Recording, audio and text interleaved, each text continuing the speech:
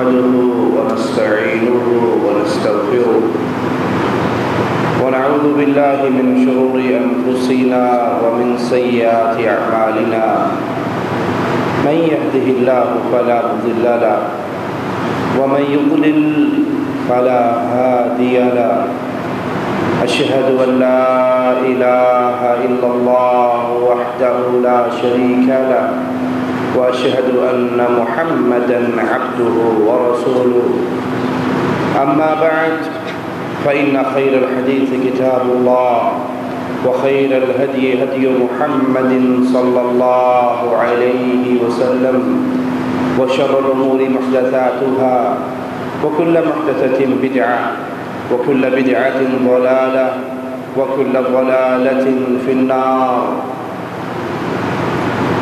اللهم صل على محمد وعلى آل محمد كما صليت على إبراهيم وعلى آل إبراهيم إنك حميد مجيد اللهم بارك على محمد وعلى آل محمد كما باركت على إبراهيم وعلى آل إبراهيم إنك حميد مجيد أعوذ بالله السميع العليم من الشيطان الرجيم من همزه ونفخه ونفثه بسم الله الرحمن الرحيم قل يتوفاكم ملك الموت الذي وكل بكم ثم إلى ربكم ترجعون ولو ترى إذ المجرمون ناكسوا رؤوسهم عند ربهم ربنا أبصرنا وسمعنا فارجعنا نعمل صالحا إنا موقنون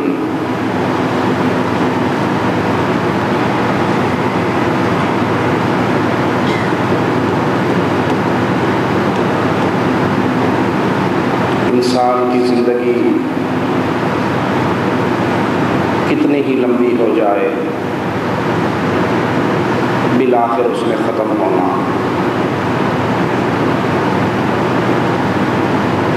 دنیا کے اندر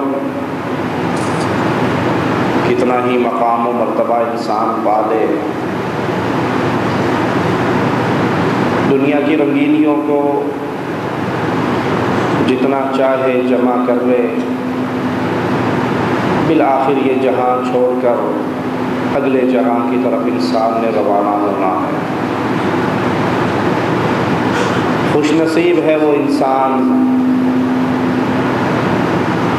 جس کے ذہن میں جس کے دل و دماغ میں یہ فکر بیٹھ جائے یہ بات جڑ پکڑ لے کہ میں نے سدا اس دنیا پہ نہیں رہنا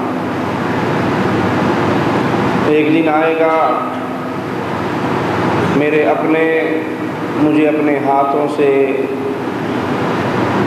قبر کے گڑھے کے اندر اتار آئیں گے اور بڑا ہی بد نصیب ہے وہ انسان بڑا ہی محروم ہے وہ انسان جس کے دل میں یہ فکر پیدا نہ ہو وہ سمجھے کہ یہ دنیا ایسے ہی ہری بھری رہنی ہے جیسے آج میرے سامنے ہے جس کے دل میں یہ فکر پیدا نہ ہو کہ اس نے یہ جہاں چھوڑنا ہے تو اس کے دل میں تیاری کی فکر کب پیدا ہوگی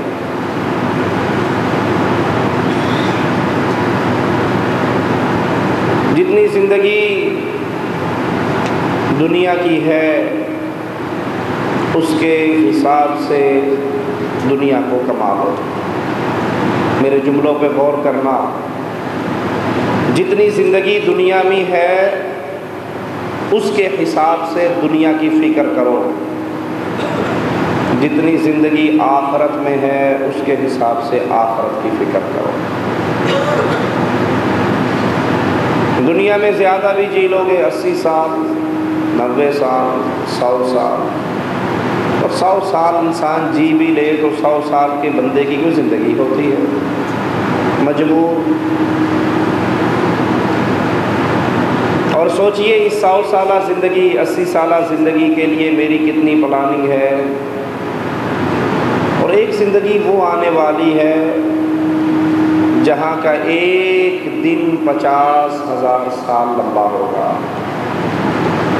اس کے لیے میری کیا پلاننگ ہے۔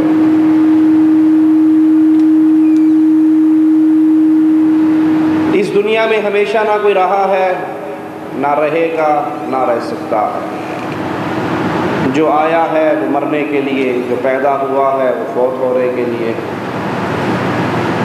اللہ نے ایک فرشتے کی ڈیوٹی ہمارے ساتھ لگائی بھی ہے، جو لمحات پورے ہوتے ہیں وہ فرشتہ آتا ہے، اٹھا کر انسان کو اگلے جہاں میں لے جاتا ہے۔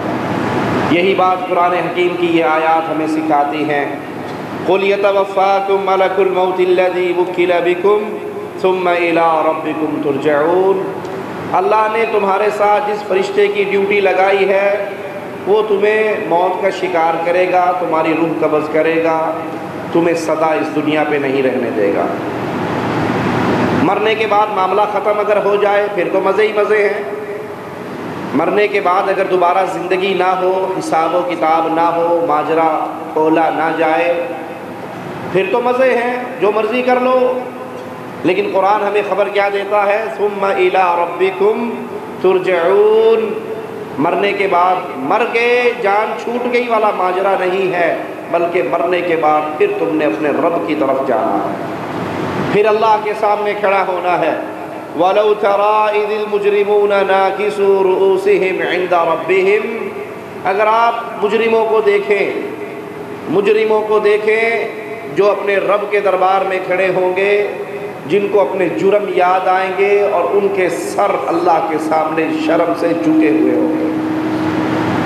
مجرم یہ نہیں ہے کہ یہودی ہی مجرم ہے، عیسائی مجرم ہے، غیر مذہب مجرم ہے۔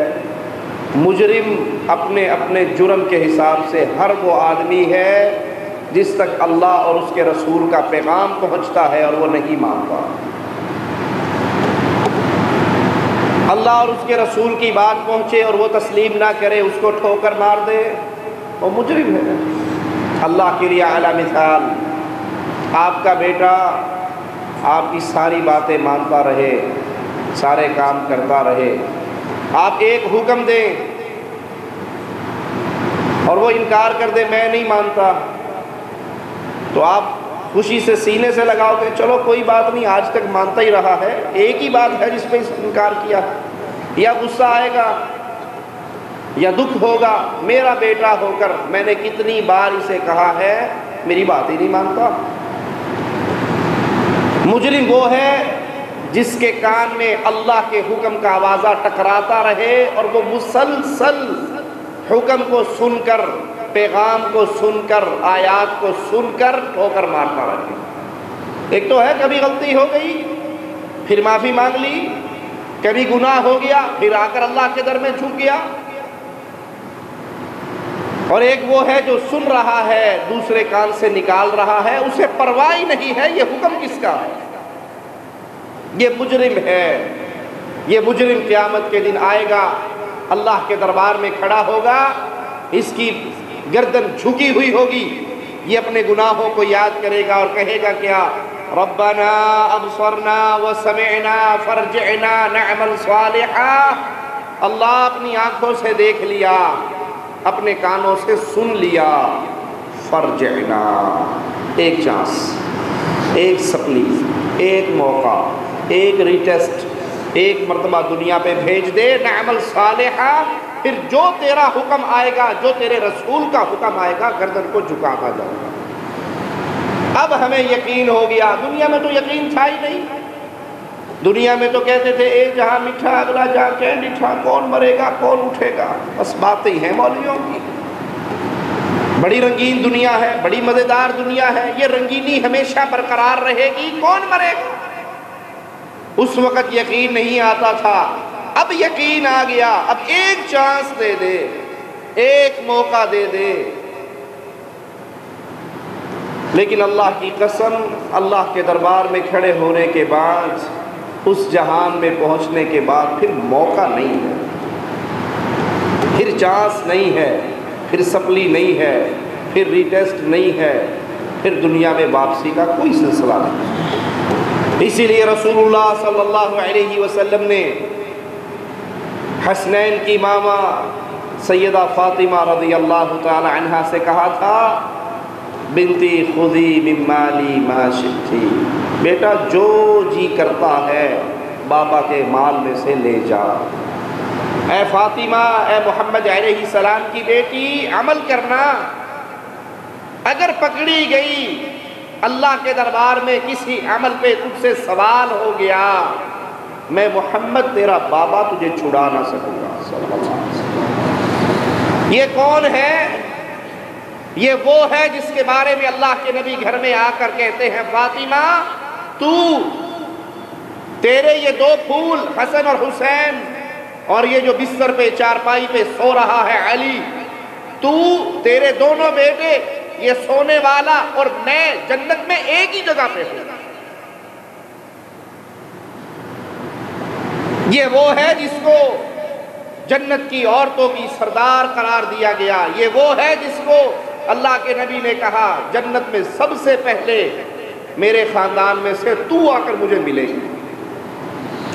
یہ وہ ہے جو آیا کرتی تھی، مصطفیٰ اپنی جگہ چھوڑ دیا کرتے تھے، کھڑے ہو کر ماتھا چومتے تھے، اپنی بیٹی کو اپنی جگہ پہ بٹھایا کرتے تھے، اور آخرت کے معاملے میں کیا کہہ رہے ہیں؟ اے بیٹی عمل کرنا، اگر پکڑی گئی اللہ نے کسی مسئلے پہ تجھ سے سوال کر لیا تو یہ نہ سوچنا کہ محمد کی بیٹی ہوں جان چھوٹ جائے گی۔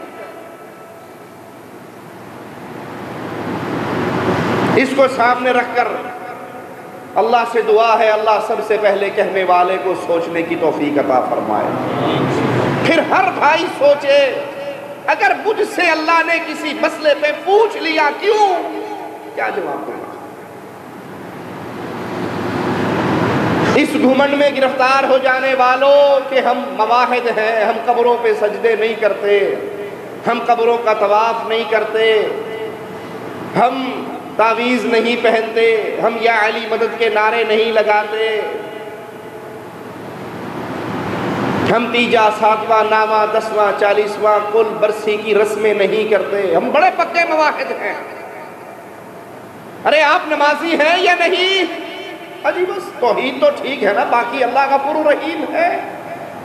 نمازیں ترک کرنے پہ اگر اللہ نے پوچھ لیا، فجر کی نماز بستر پہ سوتے ہوئے گزارنے والے، نمازوں کو کرکٹ میچ کے لیے چھوڑ دینے والے، نمازوں کی اہمیت نہ سمجھنے والے اور اس گھمنڈ میں گرفتار رہنے والے مواحد بندہ ہے کہ کیا ہے؟ کبھی پڑھ لیتا ہوں، کبھی نہیں توفیق ہوتی۔ بابا جی مسجد میں آتے ہیں نماز پڑھنے کے لیے، بیٹا ڈش اینٹینے کے ریموٹ سے کھیل رہا ہے، چینل چینج کر رہا ہے، فلمیں دیکھ رہا ہے، بیوی ڈائجسٹ پڑھ رہی ہے، یہ لمبی تسبیح گھماتے ہوئے اللہ اللہ کا ذکر کرتے ہوئے گھر واپس جاتے ہیں، ماتھے پر محراب بنا ہے، نہ بیوی سے سوال کرتے ہیں تو نے نماز پڑھی، نہ بیٹے سے سوال کرتے ہیں تو مسجد میں گیا، وہ جی اس نے اپنی قبر میں جانا، میں اپنی قبر میں جانا۔ یہ تیری رعایا ہے، یہ تیری بیوی، یہ تیرے بچے تیری رعایا ہے، تو نے اس رعایا کے ساتھ کیا سلوک کیا؟ اگر اللہ نے پوچھ لیا کیا جواب دو؟ اللہ کے لیے مسلمان بن جائیے، اللہ کے لیے مسلمان بن جائیے، اور مسلمان وہ ہوا کرتا ہے جس کی استطاعت میں، جس کے کنٹرول میں جتنے لوگ ہوں وہ کسی کو بھی اللہ کی بغاوت کرنے کی اجازت نہیں دیتا۔ سوچئے کیا میں اور آپ ایسے مسلمان ہیں؟ ہمارے کنٹرول میں ہمارا جسم ہے، ہمارا وجود ہے، ہماری بیوی ہے، ہمارے بچے ہیں، ہمارا گھر ہے۔ میں سچا مسلمان ہوں، میں سچا لا الہ الا اللہ کا اقرار کرنے والا ہوں۔ اگر یہ آپ چیک کرنا چاہیں میں کتنے پانی میں ہوں، اپنے گھر کو، اپنے خانوادے کو قرآن کے ساتھ تول کے دیکھ لو، میرے گھر میں حکومت اللہ کی ہے یا شیطان کی ہے؟ آپ کا گھر بول کر بتائے گا آپ کتنے مسلمان۔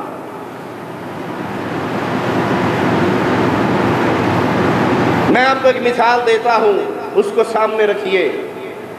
ایمان کو تولنے کا یہ ترازو ہے، مثال کے طور پہ ایسا ہوتا تو نہیں، ہو تو نہیں سکتا، اللہ کے نبی صلی اللہ علیہ وسلم فوت ہو گئے، اللہ کی جنتوں میں چلے گئے۔ فار ایگزامپل یہ مان لیں کہ آج اللہ کے نبی صلی اللہ علیہ وسلم زندہ ہو کر تشریف لے آئے، کیا اللہ کے نبی مجھے گلے لگا لیں گے؟ کیا اللہ کے نبی میرے گھر کا کھانا کھا لیں گے؟ کیا اللہ کے نبی میرے گھر میں چند لمحات گزار لیں گے؟ یہ 3 سوال ہیں۔ کیا اللہ کے نبی مجھے دیکھ کر سینے سے لگا لیں گے، خوشی سے مجھے ملیں گے؟ کیا چند لمحات میرے گھر میں بیٹھ کر کھانا کھا لیں گے؟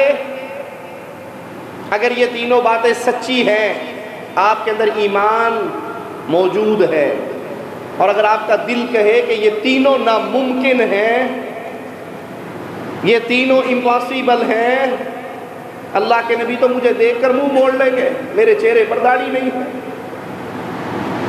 اللہ کے نبی کے ایک صحابی آئے تھے جنہوں نے سونے کی انگوٹھی پہنی ہوئی تھی، آپ نے چہرہ بدل لیا۔ وہ صحابی کہنے لگے کہ آج میرے محبوب کو کیا ہوا، پیارے حبیب کو کیا ہوا، وہ مجھے دیکھ کر منہ کیوں بدل رہے ہیں؟ کہنے والے نے کہا تیرے ہاتھ میں انگلی میں سونے کی انگوٹھی ہے، اور اللہ کے نبی کی حدیث کے مطابق یہ جہنم کی آگ کا انگارہ ہے۔ اس انگوٹھی کو اتارا، پھینک دیا۔ اللہ کے نبی صلی اللہ علیہ وسلم کا غصہ زائل ہو گیا، آپ کے چہرے پہ مسکراہٹ کھیل گئی۔ جب معاملہ ختم ہوا، مجلس اختتام کو پہنچنے لگی، صحابہ نے کہا یہ سونا تیرے لیے حرام ہے، تیری بیوی، تیری ماں، تیری بیٹی کے لیے حرام نہیں ہے، حلال ہے، اسے گھر لے جا۔ کہا اللہ کی قسم، جس چیز سے محمد ناراض ہوئے ہیں میں اپنے گھر نہیں لے جاؤں گا۔ میرا چہرہ محمدی نہیں ہے، میرا چہرہ مجوسیوں جیسا، میرا چہرہ ہندوؤں جیسا، میرا چہرہ غیر مسلم جیسا، یہ محمدی نہیں ہے۔ اللہ کے نبی مجھے دیکھ کر سینے سے لگائیں گے یا اپنے چہرے کو موڑیں گے کہ میں نے تو حکم دیا تھا وَفِّرُ اللُّحَا خالف الیہود، یہودیوں کی مخالفت کرو، عیسائیوں کی مخالفت کرو، مجوسیوں کی مخالفت کرو۔ وہ داڑھییں مونڈا کرتے تھے، مونچھوں کو بڑھایا کرتے تھے، تو مونچھوں کو پست کرنا، داڑھیوں کو بڑھانا، میں نے تو یہ حکم دیا تھا، تجھے میرا چہرہ ہی پسند نہیں آیا؟ میری شلوار ٹخنے سے نیچے رہتی ہے، اللہ کے حبیب کی جب نظر پڑے گی مجھے سینے سے لگا لیں گے یا فرمائیں گے کہ میں نے تو حکم دیا تھا، میں نے تو خبر دی تھی، جس کا کپڑا اس کے ٹخنے سے نیچے ہو فَفِ النَّارِ، یہ آگ میں جلنے والا۔ اپنے وجود کو، اپنے جسم کو اس پہ محمدیت کے جھنڈے کو غالب کرو، جس لباس سے رسول اللہ صلی اللہ علیہ وسلم نے بھلا کیا، وہ لباس آپ کے جسم پر نہ آئے، آپ کے بچوں کے جسم پر نہ آئے۔ دیکھیے کتنے بے وقوف ہیں ہم، بچپن سے بچے کو غیر اسلامی لباس پہناتے ہیں، بچپن سے، چھوٹا ہوتا ہی اس کو پینٹ شرٹ پہنا دی جاتی ہے، اور وہ بھی ٹائٹ، اور وہ بھی اتنی لمبی کہ بیٹے کے پوٹ سے بھی نیچے اس کے کپڑے آ رہے ہیں۔ 12 سال، 13 سال، 14 سال تک وہ یہی ڈریس پہنتا ہے، اور جب وہ 14-15 سال کا ہو گیا اب ہم سمجھتے ہیں کہ یہ محمدی لباس پہن لے گا۔ جس چیز پہ آپ نے اس کی 15 سال تربیت کی ہے وہ اس چیز کو کیسے چھوڑے گا؟ اپنے بچوں کا لباس بچپن سے محمدی کیجئے، اپنے بچوں کا ڈریس ابتدا سے محمدی کیجئے۔ مولوی صاحب ڈریس کی بھی کوئی بات ہوتی، اس پہ اتنی سختی کرنے کی کیا ضرورت ہے؟ لباس ہی ہے، جیسا مرضی پہن لو، اندر سے تو محمدی ہے نا، اندر سے تو ٹھیک ہے، توحید تو پکی ہے۔ مثال دے کے سمجھاتا ہوں، پاکستانی فوج کا بریگیڈیئر انڈین فوج کے بریگیڈیئر کی وردی پہن کے آفس میں چلا جائے، گرفتار ہوگا یا نہیں ہوگا؟ جی گرفتار ہوگا۔ وہ کہے جناب میں پیدائشی پاکستانی ہوں، میں مہاجر بھی نہیں ہوں کہ 47 کے بعد مائگریٹ ہو کر میرے ماں باپ آئے ہوں، ہم تو پیدا ہی اس علاقے میں ہوئے، پیدائشی پاکستانی، میرا اندر پاکستانی ہے۔ اگر میں نے ڈریس پہن بھی لیا تو کیا جواب ملے گا؟ تیرے اندر کا ہم سے کوئی لینا دینا نہیں، تیرا ظاہر دشمن والا۔ جب میں اپنے بچے کو غیر اسلامی لباس پہناتا ہوں جو اس کے ٹخنوں سے نیچے رہتا ہے، وہ اللہ کے نبی کی حدیث کی وعید کے زمرے میں داخل ہوتا ہے۔ میں 14-15 سال اس کی تربیت ہی ایسے کرتا ہوں، میں نے اس کا ظاہر محمد کے دشمنوں والا بنا دیا۔ مجوسی نہیں آئے تھے سفیر اللہ کے نبی کے پاس، جن کی داڑھی مونڈی بھی تھی، آپ نے چہرہ بدل لیا اور کہا بربادی ہو تمہارے لیے، ویل ہو تمہارے لیے، تمہیں داڑھی شیو کرنے کا حکم کس نے دیا ہے؟ انہوں نے کہا ہمارے بادشاہ نے ہمیں حکم دیا ہے، کسرا ہمارا رب ہے، اس نے حکم دیا ہے۔ اللہ کے نبی علیہ السلام نے فرمایا ان اللہ امرنی، میرے اللہ نے مجھے حکم دیا ہے میں اس داڑھیوں کو معاف کر دوں۔ کیا اللہ کے حبیب میرے گھر میں بیٹھ کے میرے رزق میں سے، میری کمائی میں سے ایک ٹائم کا کھانا کھا لیں گے؟ اگر کھا لیں گے تو آپ کی کمائی حلال کی ہے، اگر نہیں کھائیں گے تو فکر کرو۔ اور یہ ہو سکتا ہے کہ بینک ملازم ہو، بینک کے اندر جاب کرنے والا ہو، لاٹری کا کاروبار کرنے والا ہو، پرائز بانڈ خرید کے مولوی سے دعا کروانا، مول صاحب پرائز بانڈ خریدیا دعا کرے آجے 2 لاکھ روپے دا پرائز بانڈ نکل آوے، کوئی گل نہیں مسیطے سفیدی کروا دا گا، صفحہ بھی نبی پوا دا گا۔ جوئے کا کام کر کے دعائیں کروانے والا تہجد کی نماز دعا کرے جے بڑے حالات خراب نے، اللہ کوئی پرائز بانڈ کر دے میرا بھی۔ اگر آپ کا اور میرا رزق حلال کا نہیں ہے تو یاد کر لیجئے جو جسم، جو گوشت حرام کے مال پہ پکتا ہے، تیار ہوتا ہے، پلتا ہے، وہ جنت میں جانے کا مستحق نہیں، جہنم کی آگ میں جلنے کا مستحق۔ اپنے گھروں کو دیکھ لیجئے، گھروں کے اندر گانے، گھروں کے اندر فلمیں، گھروں کے اندر ڈش انٹینے، گھروں کے اندر موسیقی، گھروں کے اندر ساز، گھروں کے اندر جانور، کتے پالے ہوئے۔ اللہ کے نبی علیہ السلام نے فرمایا جس گھر میں کتا ہو، ایک تو سیکورٹی کے لیے، جانوروں کی رکھوالی کے لیے یا شکار کے لیے، اس کی تو اسلام نے اجازت دی ہے۔ ایک ہے شوق کا، شوقیہ کتا پالنا، فیشن کا کتا پالنا، جی میں ماڈل ٹاؤن میں میری کوٹھی ہے، یہاں کا فیشن ہے، ہر کوٹھی میں کتا ہوتا۔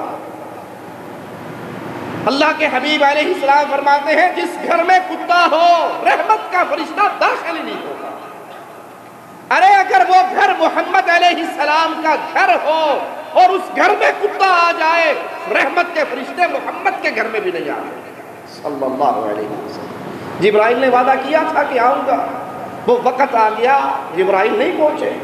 اللہ کے نبی صلی اللہ علیہ وسلم کے ہاتھ میں لاٹھی تھی، آپ نے وہ پھینکی، کہا نہ اللہ بھولتا ہے نہ اللہ کے رسول بھولتے ہیں۔ جبرائیل نے وعدہ کیا تھا، نہیں آیا۔ آپ کی نظر چارپائی کے نیچے پڑی جہاں ایک کتے کا بچہ بیٹھا ہوا ہے۔ پوچھا عائشہ یہ کب آیا؟ اللہ کے حبیب مجھے تو نہیں معلوم۔ اس کو نکالا گیا، اس کے نکلنے کے بعد پھر جبرائیل گھر میں آیا۔ آپ نے کہا تو نے وعدہ کیا تھا، وعدے پر نہیں آیا۔ کہا اللہ کے حبیب آپ کے گھر میں کتے کا بچہ تھا، جس گھر میں کتا ہو رحمت کا فرشتہ قدم نہیں رکھتا۔ اللہ کے نبی علیہ السلام نے فرمایا جس کے گھر میں کتا ہو اس کی نیکیوں میں سے روزانہ 1 قرات ثواب ضائع ہوتا ہے۔ 1 قرات ثواب، 1 قرات کتنا ہے؟ احد پہاڑ کے برابر 1 قرات ہوتا ہے۔ 1 قرات پہلے کوئی نیکی اپنی ثابت کرے جو مائنس ہو رہی ہے، 1 قرات کوئی ثواب کمائے گا تو؟ اپنے گھروں پہ نگاہ دوڑائیے، آپ کا گھر محمدی گھر ہے، آپ کے گھر کے اندر ساز اور موسیقی کی محفلیں تو برپا نہیں ہوتی، آپ کے گھروں کے اندر اداکاراؤں کی تصویریں تو نہیں لگی ہوئی، آپ کی بیٹی، آپ کی بہو، آپ کی بچی پردہ کر کے گھر سے نکلتی ہے، گھر کے اندر دیور جیٹ کے سامنے پردہ کرتی ہے۔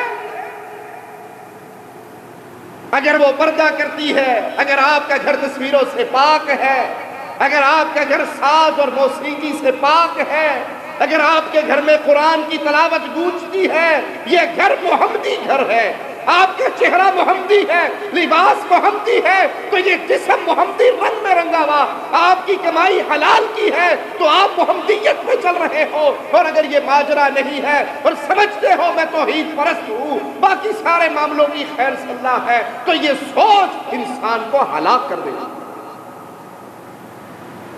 اللہ جب چاہے جس سے چاہے جو چاہے پوچھ لے۔ بابا آدم علیہ السلام سے کیا ایک غلطی نہیں ہوئی تھی؟ ایک غلطی، کیا ایک ہی غلطی پر پکڑ نہیں ہو گئی تھی؟ میں اور آپ فکر کریں کہ ہمارے گھروں کا حال کیا ہے، ہماری تربیت کا حال کیا ہے، ہماری اولاد کا حال کیا ہے۔ نہ ہماری اولاد کو دیکھ کر محمدی رنگ نظر آتا ہے، نہ ہمارے گھروں کو دیکھ کر محمدی رنگ نظر آتا ہے، نہ بیوی کو دیکھ کر محمدیت نظر آتی ہے، نہ اولاد اور بچیوں کو دیکھ کے محمدیت نظر آتی ہے۔ اور یہ سب باتیں تو آپ کی ٹھیک ہیں، لیکن دیکھو دیور سے جیٹ سے پردہ آسان کام تو نہیں ہے، جنت میں جانا بھی آسان کام تو نہیں ہے۔ من اطاعنی دخل الجنہ ومن عصانی فقد ابا، جو محمدیت کے راستے پہ چلا یہ جنت میں گیا، اور جس نے حدیث رسول کو چھوڑا، فرمان رسول کو چھوڑا، حکم مصطفیٰ کو چھوڑا، یہ حدیث کو نہیں چھوڑ رہا، محمد کی خبر دی ہوئی پیاری جنت کو چھوڑ رہا صلی اللہ علیہ وسلم۔ اللہ کے لیے اپنے حال کی اصلاح کر لیں، اپنے احوال کی اصلاح کر لیں، وگرنہ رب کے سامنے پیش ہونے کے بعد پھر انسان جتنے مرضی بہانے کر لے، جتنی مرضی سوچے لے آئے، وہاں پر چھٹکارا بہت مشکل ہے۔ اللہ چاہے ہم سب کو ہدایت نہیں دے سکتا، اللہ چاہے ایک آن کے اندر ساروں کے دل سیدھے کر دے، پھر یہ دنیا آزمائش کے لیے بنی ہے۔ یہاں تو اللہ نے دونوں راستے کھولے ہیں، اِنَّا هَدَيْنَاهُ السَّبِيلَ اِمَّا شَاكِرًا وَإِمَّا كَفُورًا، جنت کا راستہ بھی کھلا ہے، جہنم کا بھی کھلا ہے، اور بندے کو چھوڑ دیا ہے، چاہے اس راہ کا راہی بن جا، چاہے اس راہ کا راہی بن جا۔ یہ آزمائش ہے، جنت کی طرف بلانے والے بھی بلا رہے، جہنم کی طرف بلانے والے بھی بلا رہے۔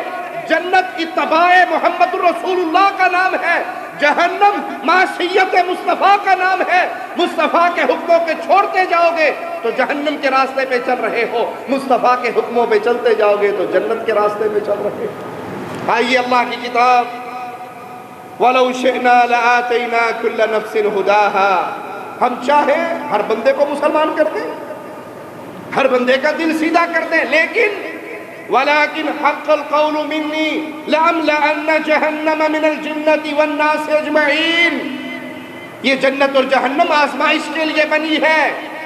اللہ فرماتا ہے میں چاہوں سب کو مسلمان کر دوں، لیکن یہ دنیا بطور آزمائش بنائی ہے کہ جو میری مخالفت کرے گا، جو رسول اللہ کی مخالفت کرے گا، ایسے انسانوں اور جنوں سے اللہ جہنم کے منہ کو بھرے گا۔ کامیاب ہے وہ جس کے دل میں یہ سوچ پیدا ہو گئی، جو بستر پہ لیٹ کر کیلکولیشن کرتا ہو آج کے 24 گھنٹے میں نے جنت کے لیے گزارے ہیں یا جہنم کے لیے گزارے ہیں، کتنے عمل میرے جہنمی گروہ والے ہیں، کتنے عمل میرے جنتی گروہ والے ہیں، کتنے لمحات اللہ کی بغاوت میں گزرے ہیں، کتنے لمحات اللہ کی رضا میں گزرے ہیں۔ یہ سوچ پیدا کیجئے، یہ حساب لگائیے۔ یہ حساب تو سب ہی لگاتے ہیں، سعودیہ میں آئے ہوئے کتنے سال ہو گئے، کتنے پلاٹ بن گئے، کتنے مکان لے لیے، کتنا قرضہ ادا کر دیا، کتنی بیٹیوں کی شادیاں ہو گئی، کتنا پرافٹ ہو گیا، کتنا لاس ہو گیا، کتنے سال مزید پردیس میں کمائی کرنی، یہ حساب تو سب لگاتے ہیں۔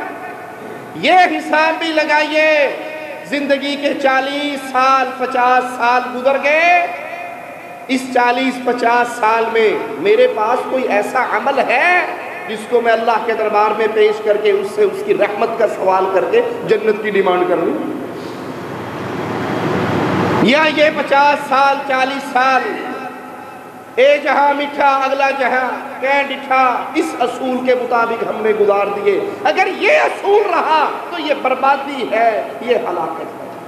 اللہ کے لیے کثرت سے رب کے قرآن کو پڑھا کریں، خاص طور پہ جن صورتوں میں قیامت کا ذکر ہے، اٹھائے جانے کا ذکر ہے، اس کو پڑھیں۔ قبرستان جایا کریں، ٹوٹی ہوئی قبروں کو دیکھا کریں، تاکہ دلوں پہ پڑے ہوئے گناہوں کے زنگ وہ دھل سکیں۔ اہل نار کو جہنم میں ڈال دیا جائے گا، پھر وعدہ کیا پڑے گا؟ فَذُوقُوا بِمَا نَسِيتُمْ لِقَاءَ يَوْمِكُمْ هَذَا، اب چکھو جہنم کے اس عذاب کو۔ کیوں؟ بِمَا نَسِيتُمْ لِقَاءَ يَوْمِكُمْ هَذَا، اس وجہ سے تمہیں کہا جاتا تھا اپنے آپ کو ٹھیک کر لو، ایک دن اللہ کے دربار میں پیش ہونا ہے، تمہیں یقین ہی نہیں تھا۔ اور اگر یہ چیک کرنا ہو کہ ہمیں یقین ہے یا نہیں، اس کو آپ دیکھ سکتے ہیں۔ اب قرآن کی آیات آپ کے کانوں میں پڑ رہی ہیں، آپ کا دل نرم ہو رہا ہے، آپ کو اس پر یقین ہو گیا۔ یہ کیسے پتہ لگے گا؟ جو اپنے گھر میں جائے، کیبل کے کنیکشن کو، ڈش انٹینے کی تاروں کو کاٹ کے پھینک دے، موسیقی کی سیریز باہر نکال دے، اپنی بیوی بچیوں پہ پردے کو لاگو کر دے، اپنے بچوں کے چہرے محمدی بنا دے، نماز کے نظام کو لاگو کرے، گھر کے اندر محمدیت کے جھنڈے کو قائم کرے، اسے یقین ہو گیا کہ مرنا ہے۔ اور جو باہر نکل کے کہ مولوی صاحب نے بڑی سونی تقریر کی تھی، بڑا ہی ثواب آیا ہے، لیکن جاتے ہی وہ پھر ٹیلی ویژن کے سامنے بیٹھ کے بے حیائی کے پروگرام دیکھنا شروع کر دے، عصر کی نماز ٹی وی دیکھتے گزر جائے، مغرب کی نماز ڈرامہ دیکھتے گزر جائے، عشاء کی نماز بیگم سے گپے مارتے ہوئے گزر جائے، اس کا معنی ہے اس نے سنا تو ہے، اسے یقین نہیں ہوا۔ جہنمیوں کو جہنم میں ڈال کے کہا جائے گا چکھو عذاب کو۔ کیوں؟ تمہیں سنایا جاتا تھا، تمہیں بتایا جاتا تھا، تمہیں پڑھایا جاتا تھا، تمہیں یقین نہیں ہوتا تھا، تم اس دن کی ملاقات کو بھول گئے تھے۔ اب رزلٹ کیا نکلے گا؟ اِنَّا نَسِينَاكُمْ وَذُوقُوا عَذَابَ الْخُلْدِ بِمَا كُنْتُمْ تَعْمَلُونَ۔ اِنَّا نَسِينَاكُمْ، تم نے دنیا میں رہتے ہوئے قرآن کو بھلا دیا، اسلام کو بھلا دیا، اپنے رب کو بھلا دیا، اب تمہیں جہنم میں ڈال کے اللہ تم سے منہ موڑ لے۔ پکارتے رہو، چیختے رہو، مالک فرشتے کو پکارتے رہو، لیکن یہ ہمیشہ کا عذاب ہے، یہ ہمیشہ کا عذاب ہے، ایسی ہمیشگی جہاں موت کو موت آ جائے گی اور آوازہ پڑے گا جہنمیوں ہمیشہ کی جہنم، جنتیوں ہمیشہ کی جنت۔ اقول قولی هذا واستغفر الله لي ولكم ولسائر المسلمين فاستغفروه انه هو الغفور الرحيم۔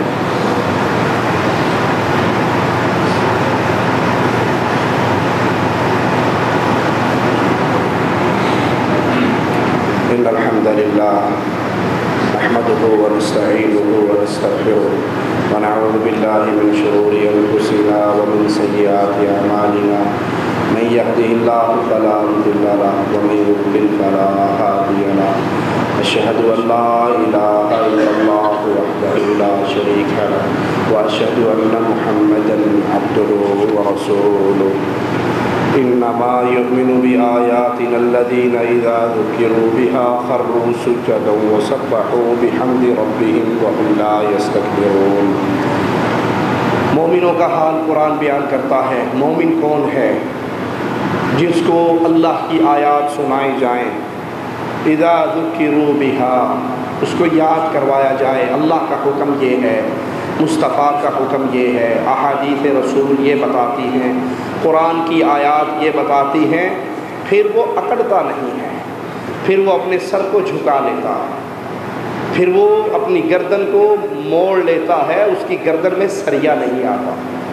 اللہ کے نبی صلی اللہ علیہ وسلم جمعے کا خطبہ ارشاد فرما رہے، ایک صحابی گھر مسجد سے باہر ابھی آ رہے جمعہ پڑھنے کے لیے، کچھ لوگ مسجد کے اندر کھڑے تھے، آپ نے کہا بیٹھ جاؤ بیٹھ جاؤ۔ یہ صحابی مسجد سے باہر ہے، جوتیوں کی جگہ پہ ہے، باؤنڈری پر ہے، وہیں پہ بیٹھ گئے۔ ہمارا کیا حال ہوتا ہے؟ جی حدیث تو آ گئی ٹھیک ہے، پر مولوی صاحب کوئی نہ کوئی گنجائش تے دیکھو نا، ٹی وی کے بغیر تو بیگم نہیں رہتی، ڈش ہٹینے کے بغیر اولاد نہیں رہتی، ساز والے کارٹون دیکھنے کے بغیر بچے نہیں رہتے۔ آپ نے بچوں کو اس کا عادی بنایا ہے تبھی تو وہ ڈیمانڈ کرتے ہیں۔ اگر بچوں کو اس گندے ماحول کا عادی نہ بناؤ وہ کہاں مانگیں گے آپ سے؟ اپنے بچوں کو قرآن حفظ پہ لگاؤ، اپنے بچوں کو رب کا کلام یاد کرانے پہ لگاؤ۔ بچہ وہ تو موم کی ناک ہے، جیسے مرضی اسے فولڈ کر دو، جیسے مرضی اس کی تربیت کر لو، جس راستے پہ چلاؤ گے بچہ اس راستے پہ چلے گا۔ نیک چلا لیا تو آپ کی اصل پراپرٹی، آپ کا اصل زر، اصل پرافٹ یہ اولاد ہے، جس کا ثواب مرنے کے بعد بھی آپ کی قبر میں آپ کو پہنچتا رہے گا۔ اور اگر ابھی سے آپ نے ایسے کارٹون دیے جس میں ساز ہو، موسیقی ہو، ابھی سے ان کو ٹیلی ویژن کا دیوانہ بنایا، گانوں کا، فلموں کا دیوانہ بنایا، دنیا کے علوم کا دیوانہ بنایا، قرآن ان کے سینے میں داخل نہ کیا، تو آپ کا بچہ ترقی کرتے کرتے دنیا کے سب سے بڑے ملک کا بادشاہ بھی بن جائے، آپ کی قبر میں ٹھنڈی ہوا کا ایک جھونکا بھی نہیں آئے گا۔ اللہ کے لیے اس فکر پہ غور کرنا، یہ اولاد سب سے بڑا سرمایہ ہے، اور سب سے برباد زیادہ وہ ہو گیا جس کی اولاد برباد ہو گئی۔ اللہ اس فتنے سے ہم سب کو محفوظ رکھے۔ اور سب سے زیادہ پرافٹ وہ کما گیا جس کی اولاد رب کے اس کلام کی حافظ بن گئی۔ وہ انجینئر بنے یا نہ بنے، وہ ڈاکٹر بنے یا نہ بنے، وہ پروفیسر بنے یا نہ بنے، وہ MBA کرے یا نہ کرے، اگر وہ قرآن کی حافظ بن گئی، قرآن کی عامل بن گئی، قرآن کی دعوت دینے والی بن گئی، قرآن پہ عمل کرنے والی شخصیت بن گئی، وہ کچی مسجد میں بیٹھ کر قرآن پڑھتا رہے، اللہ جنت میں بندے کے درجات کو بلند کرتا رہے گا۔ بندہ پوچھے گا اللہ یہ کہاں سے ہے؟ میں تو جنت میں ہوں، میری تو نیکییں بند ہو گئی، یہ اجر کہاں سے مل رہا؟ جواب ملے گا دنیا میں تیری اولاد تیرے لیے رو رو کے دعائیں کرتی ہے، رب ارحمہما کما ربیانی صغیرا، اے اللہ جیسے بچپن میں بابا نے مجھ پہ رحم کیا، آج تو میرے بابا پہ رحم کر۔ اور یہ اولاد کب کرے گی؟ جب ان کے ہاتھ میں ریموٹ کنٹرول دو گے، ڈش انٹینے کے، فلموں کی سیڈیاں دو گے، ساز والے کارٹون پہ ان کی تربیت کرو گے، قرآن سے انہیں محروم رکھو گے، یہ اولاد یہ دعا کرے گی۔ اللہ کے لیے اپنے اس سرمائے کو ضائع ہونے سے بچاؤ، اپنے گھروں کو اسلامی بناؤ۔ مومن کی شان کیا ہے؟ اللہ کے نبی سے کہا گیا آپ کا یہ صحابی مسجد سے باہر بیٹھ گیا، آپ کا حکم سنتے ہی وہیں پر قدم رک گئے، آپ نے کہا میرے صحابی اللہ اور اس کے رسول کی اطاعت کے جذبے میں اللہ تیرے دل میں اور برکتیں پیدا فرما دے۔ ہم تو حدیث سن کے کہتے ہیں حدیث تو ہے، لیکن مولوی صاحب بڑی کوشش کی ہے، دیور سے پردے والی حدیث پہ عمل نہیں ہو سکتا۔ حدیث تو ہے، مان لیا، داڑھی رکھنے والی حدیث پہ عمل نہیں ہو سکتا۔ حدیث تو ہے، مان لیا، ساز، گانے، موسیقی، فلمیں، اس دنیا سے رشتہ توڑنا ممکن نہیں ہے۔ اگر میں اور آپ یہ عادت بنا لیں کہ مصطفیٰ کے حکموں کو سن کر اپنی گردنوں کو جھکانے کی بجائے اکڑا لیں، تو پھر سمجھ لیں کہ ہمارے قدم ہلاکت کی طرف دوڑ رہے ہیں۔ اللہ ہمارے حال پہ رحم فرمائے، اللہ ہماری خطاؤں کو معاف فرمائے، اللہ ہمارا جسم، ہمارا گھر محمدی بنا دے، ہمارے گھر میں محمدیت کے جھنڈے کو غالب فرما دے، ہماری بیویوں پہ، ہماری بچیوں پہ، ہمارے بچوں پہ، ہمارے کاروبار پہ، ہمارے معاملات پہ صبغت اللہ کا رنگ غالب ہو جائے، محمد کریم کا رنگ غالب ہو جائے۔ حدیث رسول سننے کے بعد ہماری گردنیں اللہ جھکا دے، ہمارے دل میں ایسا ایمان پیدا فرما دے کہ جو ہی ہمارے کان میں اللہ کا حکم، مصطفیٰ کا حکم آئے، پھر دنیا کی ہر خواہش، دنیا کی ہر لذت، دنیا کی ہر نعمت ہمارے سامنے حقیر ہو اور سب سے بڑی خواہش یہ ہو کہ اللہ اور اس کے رسول کی بات مانیں۔ اعوذ باللہ السمیع العلیم من الشیطان الرجیم من ہمزہ ونفخہ ونفثہ، بسم اللہ الرحمن الرحیم، قل هو اللہ احد اللہ الصمد لم یلد ولم یولد ولم یکن له کفوا احد۔